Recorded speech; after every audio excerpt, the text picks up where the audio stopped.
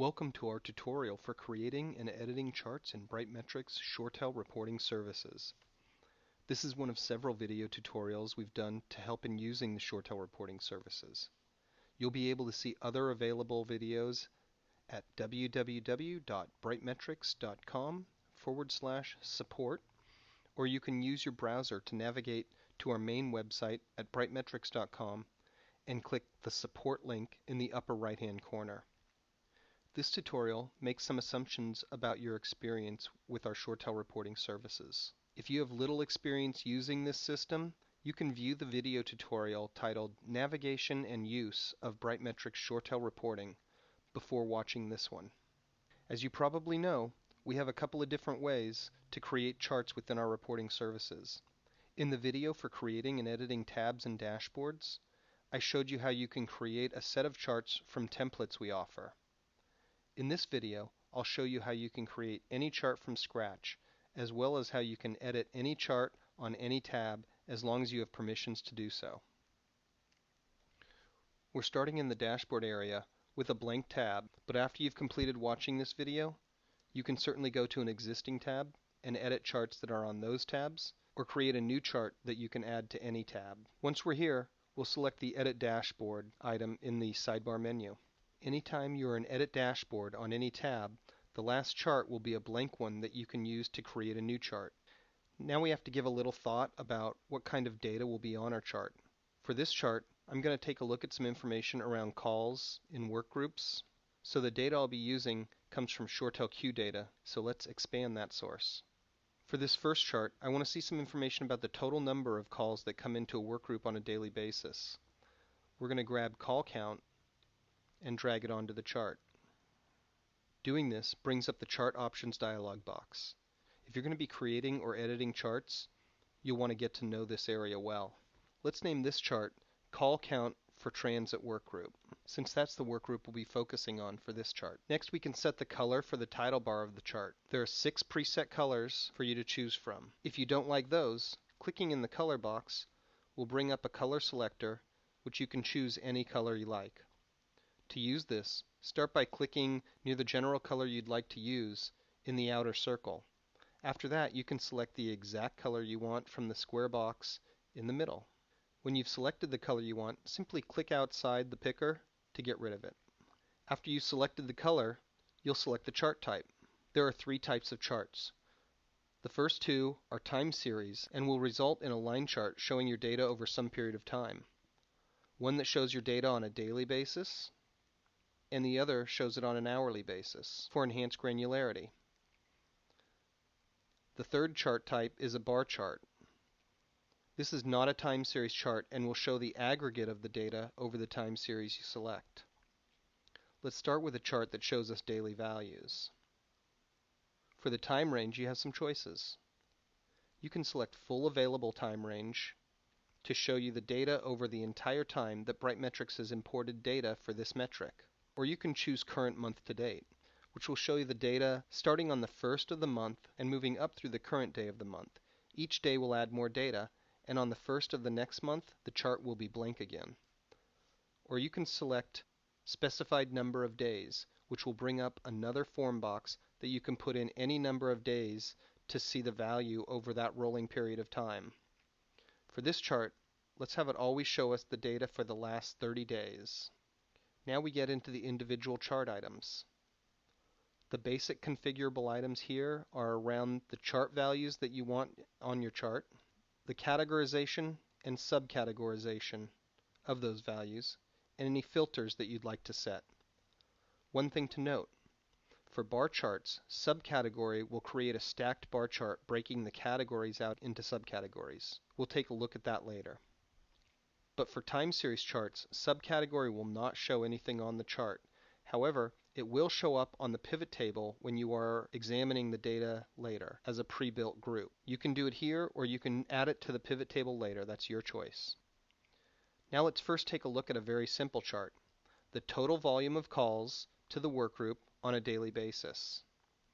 For this, the only thing we need to do is filter by the single workgroup.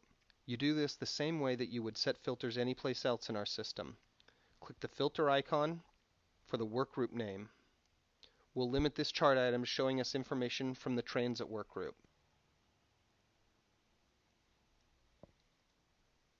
For right now, we're going to remove the category of workgroup. If we were looking at multiple workgroups, setting that category would break the chart items into lines for each workgroup.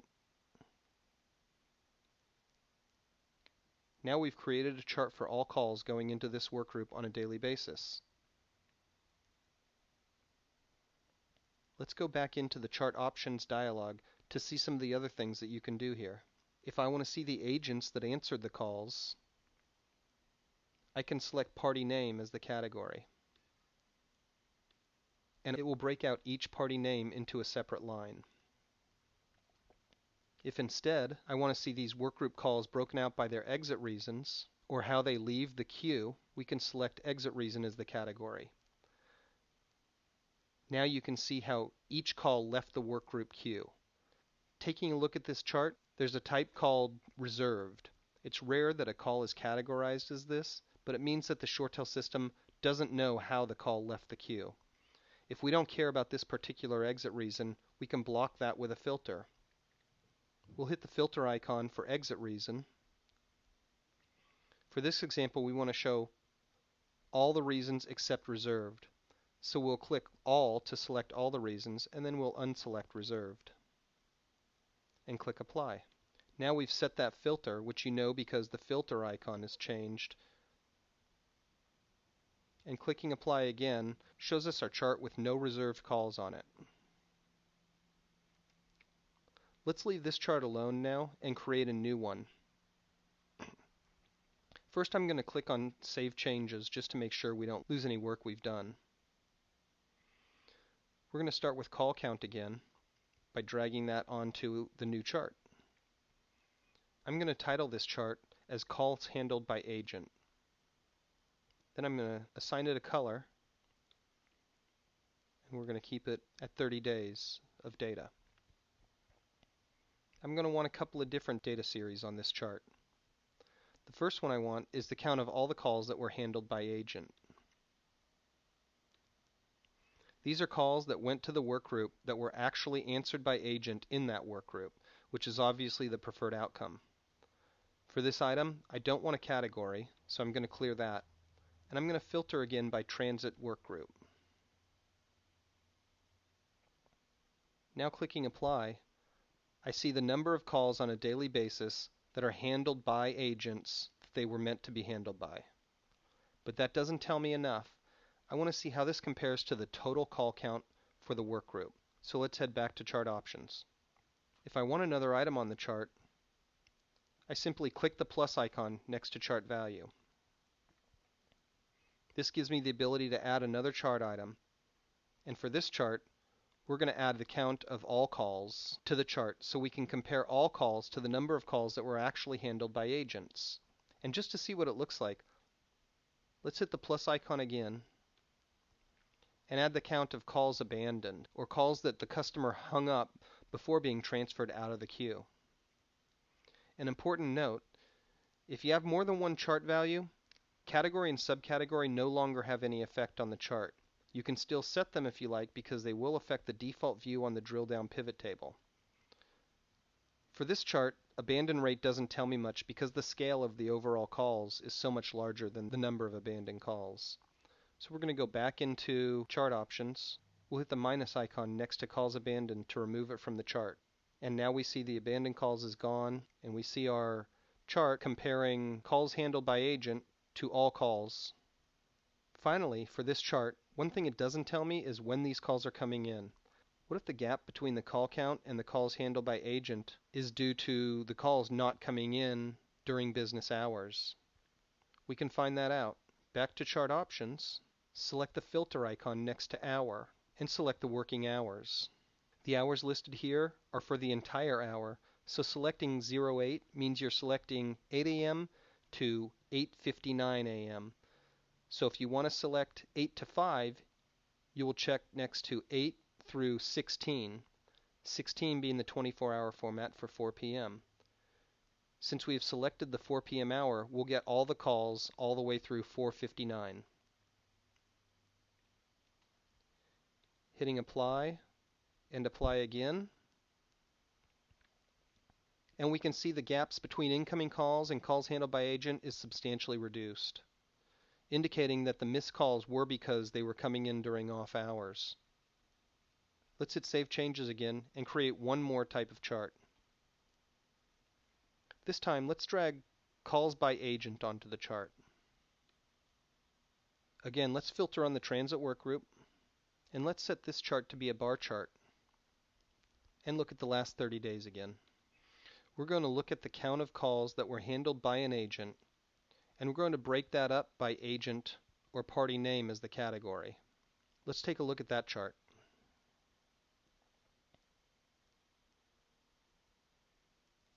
This shows us the volume of calls each party took over the last 30 days. Let's break this down a little more and see what day of the week the agents are the busiest. Back in Chart Options, we can add the weekday field to the subcategory